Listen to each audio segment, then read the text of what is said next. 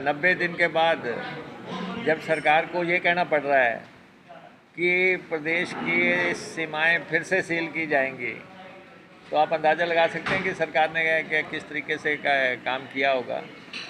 और सरकार जो है उसका सारा ध्यान तो वर्चुअल रैलीज पे लगा हुआ है।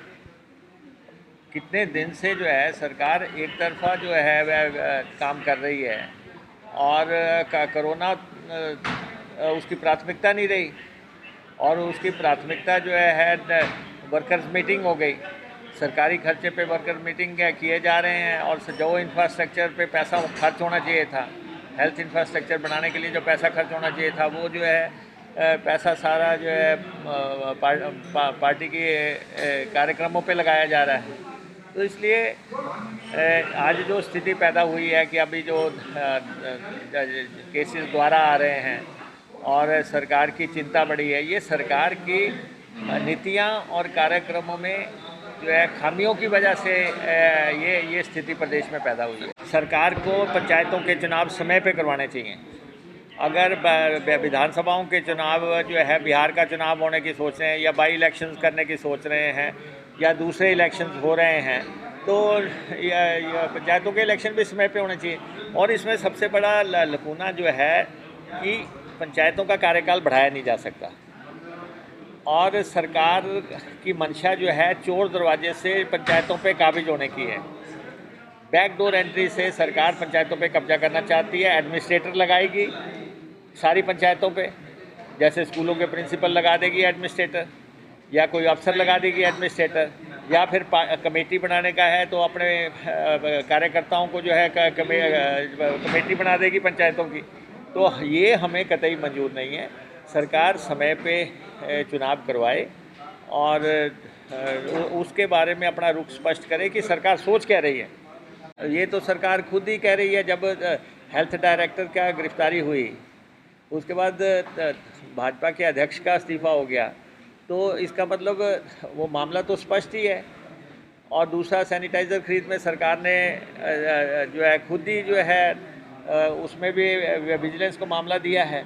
तो ये मसले तो है। इसमें मुझे नहीं मालूम कि धूमल साहब कैसे सबूत मांग रहे हैं। कुछ अगर उनको कुछ ज़्यादा पुख्ता चाहिए होंगे तो वैसे भी ढूंढने का प्रयास करते हैं, लेकिन ये है कि ये बातें जो है बिल्कुल स्पष्ट है कि जो मसले हुए हैं वो जनता के दरबार में है। भाजपा के राज्याध्यक्ष का इस्तीफा हुआ है कोरोना काल में, बिना टेंडर चीज़ें खरीदी गई हैं। हेल्थ का डायरेक्टर जो है हिरासत में लिया गया है, एक और व्यक्ति हिरासत में लिया गया है। सैनिटाइज़र मामले में जो है FIR हुई है, और इंदिरा गांधी मेडिकल कॉलेज जैसे उसका जो है प्रिंसिपल जो है ऐसे कोरोना काल में हटाए गए हैं।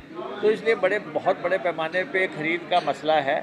तो सरकार को जो है खुद ही फैसला लेना चाहिए इसमें, ताकि जनता के दरबार में स्थिति स्पष्ट हो। जिस तरीके से पेट्रोल डीजल के रेट बढ़ रहे हैं, बड़े पैमाने पे रेट बढ़े हैं, और सरकार ऐसा एहसास दे रही है जैसे कुछ हुआ ही नहीं। अपने समय में जो लोग हाहाकार मचाते थे और आज जो है जो कहते थे कि हम 35 रुपये लीटर पेट्रोल डीजल देंगे, और इनके जो चाहने वाले जो है ऐसे प्रचार करते थे, आज जो है बिल्कुल खामोश बैठे हैं, और इसका बहुत बड़ा असर हो रहा है।